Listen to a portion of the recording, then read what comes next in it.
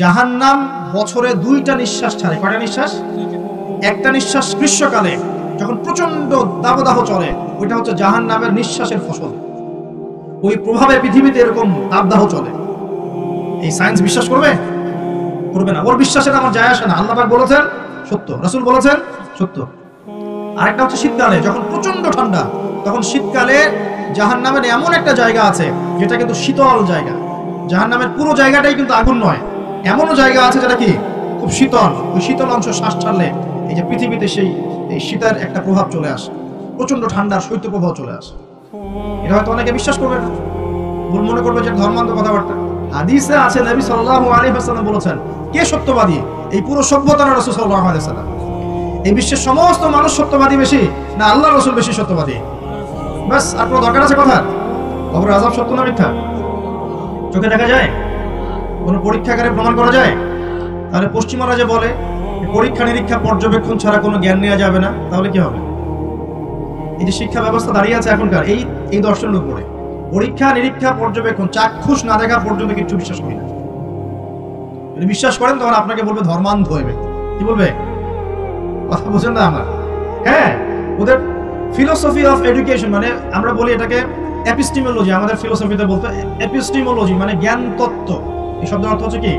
জ্ঞান তত্ত্ব। ওদের জ্ঞান তত্ত্ব হচ্ছে যে যেটা ভিজুয়াল না, আমরা যা দেখি না, এবং যেটা স্পর্শ করা যায় না, ইন্দ্রিয় দিয়ে উপলব্ধি করা যায় না, স্পর্শ করে বোঝা যায় না, গন্ধ নিয়ে বোঝা যায় না, তারপরে কঠিন তরল না বায়বীয় পরীক্ষা করা যায় না, পরীক্ষা নিরীক্ষা পর্যবেক্ষণের মাধ্যমে সিদ্ধান্তে আসা যায় না, এটাকে জ্ঞান বলে না। যদি এটাকে এই সিঁড়িগুলো উত্তরানো যায় তখন সেটা জ্ঞান, ওদের দর্শন এটা। তাহলে এখন কবর আযাবটাকে আপনি কি করবেন? এখন কবর আযাব নাই, তাহলে এখন তো আপনাকে আল্লাহ পাকের কথায় বিশ্বাস করতে হচ্ছে না, গায়েবে বিশ্বাস করতে হচ্ছে।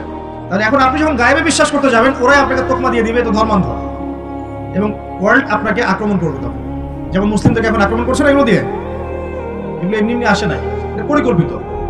আপনার ভিত্তিটাকে নড়িয়ে দিবে। তাই তো আসলেই তো আল্লাহকে তো দেখি না, ফেরেশতা তো দেখি না, জিন জাতিকে তো দেখি নাই, আত্মা তো দেখি না, কবর আযাব তো দেখি না, কেন বিশ্বাস করবো তাহলে? এই জন্য দেখবেন একটা প্রজন্ম তৈরি হয়েছে এখন, ওরা বলে যে আমি তো আল্লাহ কোরআন এগুলো তো খুব একটা বিশ্বাস করি না, কারণ আমি তো দেখি না। নাউযুবিল্লাহ। আছে না আমার লোকজন আশপাশে? আপনার এদের সংখ্যা বাড়ছে না কমছে? দিন দিন বাড়ছে। হয়তো আপনার কাছে মনে হচ্ছে যে এদের সংখ্যা হয়তো বেশি না, কিন্তু দিন দিন বাড়ছে। একটা তথ্য দিয়ে যে আপনাদেরকে শোনেন, বিগত 100 বছরে, কত বছরে? বিগত 100 বছরে বিশ্বের 3টা দর্শন খুব চলেছে। কয়টা দর্শন? 3টা। একটা হচ্ছে এলিমিনেশন, ওরা বলে কি এলিমিনেশন, মানে কনসেপ্ট অফ গড, মানে আল্লাহর বিশ্বাসটাকে সরিয়ে দেয়া, এটাকে এলিমিনেট করা।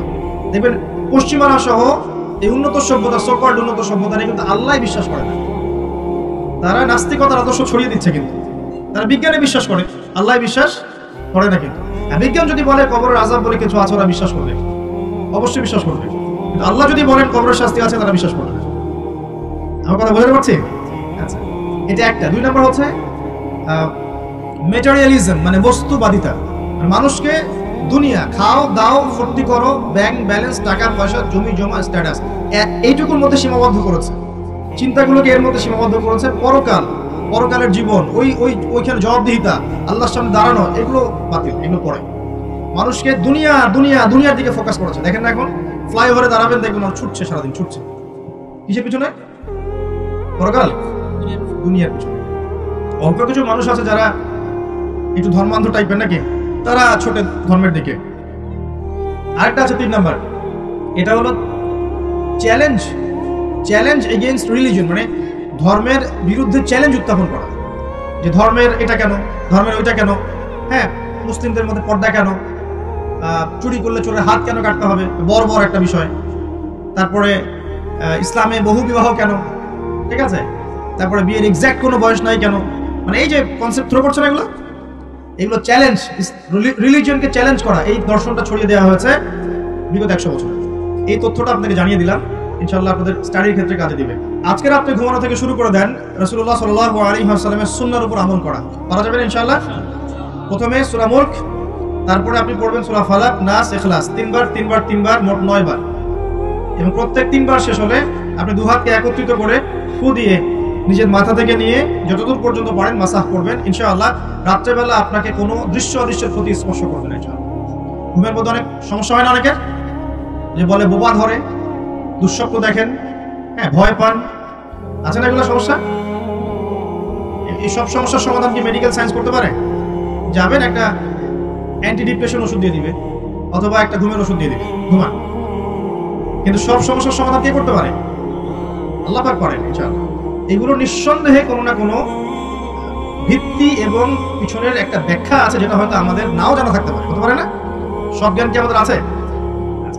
সব জ্ঞান যে আমাদের নাই, একটা এক্সাম্পল দিই, জাস্ট একটা এক্সাম্পল দিই। আমাদের শরীরে কি আত্মা আছে? আছে না নাই? আত্মাকে কি কেউ দেখেছে কিনা? এটাকে কেউ টাচ করেছে কিনা? তা আত্মা কঠিন, তরল না বায়বীয় কোনো জ্ঞান কারো আছে কিনা? এখন একজন মানুষ মৃত, একজন মানুষ জীবিত, উভয়ের মাঝখানে পার্থক্যটাই তো হচ্ছে আত্মা। একজন মানুষ মৃত, তার মধ্যে আত্মাটা নাই, আর যে মানুষটা জীবিত তার মধ্যে কি আছে? রূহ বা আত্মা আছে। আল্লাহ পাক এই সম্পর্কে কি বলছেন? আল্লাহ বলছেন সূরা বনী ইসরাঈলে, ইয়াসআলুনাকা আনির রূহ, হে নবী তারা তোমাকে রূহ বা আত্মা সম্পর্কে জিজ্ঞেস করে। কুলির রূহু মিন আমরি রাব্বি, তুমি বলে দাও হে নবী রূহ হচ্ছে তোমার রবের একটা আদেশ মাত্র। কি একটা আদেশ? আদেশে এসেছে, আদেশে চলে যাবে, কোনো কারণ লাগে নাকি? আমরা কারণ ব্যাখ্যা করতে চাই, এটাকে বলে কার্যকারণ তত্ত্ব। প্রত্যেকটা কাজের পিছনে একটা কারণ ব্যাখ্যা করি। হ্যাঁ, এটা কেন হলো এই কারণে, এটা কেন হলো এই কারণে, এটাকে বলে কার্যকারণ তত্ত্ব। আল্লাহ পাকের হুকুমে মানুষ যে মারা যাচ্ছে, এর পিছনে কোনো কারণ লাগে নাকি? এই যে একটা মানুষ হাঁটছে হাঁটছে ডেড, কারণ আমরা বলে দিলাম হৃদযন্ত্রের ক্রিয়া বন্ধ হয়ে মারা গেছে, এই তো এই কথা। তো ক্রিয়াটা বন্ধ হলো কিভাবে? ভালোই তো ছিল, হঠাৎ করে কি হলো? কার হুকুমে হলো? এটা কোনো হুকুম তো নাই। এই কনসেপ্টটাই তো বিশ্বাস করছে না। রূহ বলে কিছু একটা আছে না? এই রূহের কি ব্যাখ্যা আমি করতে পারবো? এই জ্ঞান কি আমার আছে? আল্লাহ বলেন ওয়া মা উতিতু মিনাল ইলমি ইল্লা কালিলা, এই বিষয়ে তোমাদেরকে খুবই কম জ্ঞান দেওয়া হয়েছে, জ্ঞানই দেওয়া হয়নি। জ্ঞান কে দেয়? নাকি সব জ্ঞান আমরা অ্যাচিভ করি?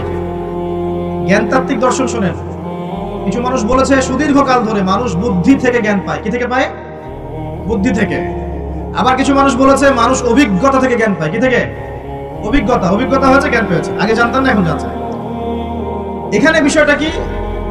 এর চূড়ান্ত বক্তব্যটা কি? চূড়ান্ত বক্তব্য দিয়েছে ইসলাম। ইসলাম বলছে ওয়াকুলিল হক ওয়াকুলিল হাক্কু মির রাব্বিকুম, হক বা সত্য রবের পক্ষ থেকে আসে।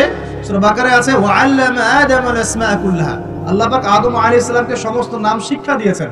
সূরা আলাকায় আছে আল্লামাল ইনসান মা লাম ইয়ালাম, মানুষকে সেই জ্ঞান শিক্ষা দিয়েছেন যা মানুষ জানতো না।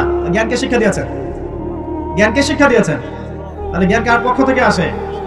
এখানে একটা কথা মনে রাখবেন, আপনার যদি অনেক বড় ডিগ্রি সার্টিফিকেটও থাকে, যদি হৃদয়টা পরিচ্ছন্ন না হয়, হৃদয়ে নূর না থাকে, আল্লাহর মারিফত বসিরা না থাকে, তাহলে কিন্তু আল্লাহর পক্ষ থেকে জ্ঞান পাওয়া খুব ডিফিকাল্ট। আপনি কাগজের কিছু জ্ঞান পেতে পারেন, তথ্য পেতে পারেন, ইনফরমেশন পেতে পারেন, প্রকৃত জ্ঞান পাওয়া খুব টাফ আছে। আল্লাহ পাক বোঝার তৌফিক দান করুন।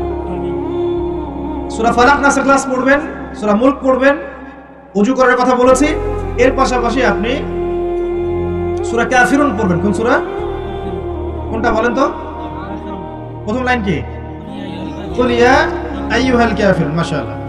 আচ্ছা, এই সূরাটা ফজিলত আছে। যদি আপনি প্রত্যেক রাতে সূরা কাফিরুন পড়েন ঘুমানোর আগে, ইনশাআল্লাহ তাআলা আল্লাহ পাক আপনাকে আমাকে শিরকের পাপ থেকে বাঁচিয়ে রাখবেন ইনশাআল্লাহ। কিসের পাপ? শিরকের পাপ কি সবচেয়ে বড় পাপ না ছোট পাপ? একটা হাদিস বলে দেই, ইনশাআল্লাহ যথেষ্ট হবে। রাসূলুল্লাহ সাল্লাল্লাহু আলাইহি ওয়াসাল্লামকে আল্লাহ পাক একটা ওয়াদা করেছেন। কি ওয়াদা করেছেন? আল্লাহ পাক বলছেন মিরাজের রাতে, হে নবী মুহাম্মদ সাল্লাল্লাহু আলাইহি ওয়াসাল্লাম, তোমার উম্মতের মধ্যে কোনো ব্যক্তি যদি, তোমার উম্মতের মধ্যে যে কোনো ব্যক্তি যদি আসমান জমিন সমান পাপ নিয়ে আমার সামনে হাজির হয়, কিন্তু আমার সাথে কাউকে শরীক করেনি, শিরকের পাপ নাই, আমি আল্লাহ তার সামনে আসমান জমিন সমান গুনাহ, আসমান জমিন সমান ক্ষমা নিয়ে হাজির হব। কথা কি বুঝতে পারছেন? অনেক পাপ করেছেন আপনি, পাপের শেষ নাই, কিন্তু আপনি শিরকের পাপ করেন নাই। ইনশাআল্লাহ একদিন না একদিন আপনি জান্নাতে যাবেন ইনশাআল্লাহ। আল্লাহ পাক সমস্ত পাপ মাফ করতে পারেন, কোন পাপ ছাড়া? শিরক। তওবা করলে এখনই মাফ করতে পারেন ইনশাআল্লাহ। তো এই শিরকের পাপ থেকে আপনাকে বাঁচাবে কোন সূরা? সূরা কাফিরুন। তেলাওয়াত করেন, দেখবেন শিরক আপনি চিনে ফেলবেন ইনশাআল্লাহ, সেখান থেকে আপনি দূরে থাকতে পারবেন ইনশাআল্লাহ। আর শিরক থেকে বাঁচার জন্য একটা কিতাব আমি সাজেস্ট করেছি অনেকবার, কিতাবুত তাওহীদ। কোন কিতাব? কিতাবুত তাওহীদের শারাহ বা ব্যাখ্যা আছে, অনেকগুলো প্রকাশনা থেকে বের হয়েছে, কিনতে পারেন। বাংলায় অনুবাদ করা আছে, বইটা পড়তে পারেন। তবে বইটা একটু কঠিন, অনেকে হয়তো বুঝতে পারবেন না সবকিছু। যেটাই বুঝবেন না, স্থানীয় বড় আলেম যিনি আছেন, হকপন্থী আলেম, তার কাছে গিয়ে জিজ্ঞাসা করবেন। একা একা পণ্ডিত হতে যাবেন। একা একা পণ্ডিত হয়ে গেলে সমস্যা। ওই যে এক শ্রেণী বের হয়ে গেছে যে কোরআন মানলেই হবে, হাদিস মানার কোনো দরকার নেই, আছে না? হ্যাঁ, এই যে বেশি পণ্ডিত এখানে কোরআনের দলিলকে অগ্রাহ্য করলো। আল্লাহ যে বলছেন রাসূল যা দিয়েছেন নাও, রাসূলের দেওয়াগুলো পাবো কোথায়? রাসূল যা দিয়েছেন সেগুলো কি কোরআনে আছে নাকি? রাসূল যেগুলো দিয়েছেন ওগুলো কোথায় আছে? রাসূল যেগুলো থেকে নিষেধ করেছেন ওগুলো কোরআনে আছে নাকি? রাসূল যেগুলো নিষেধ করেছে কোথায় আছে?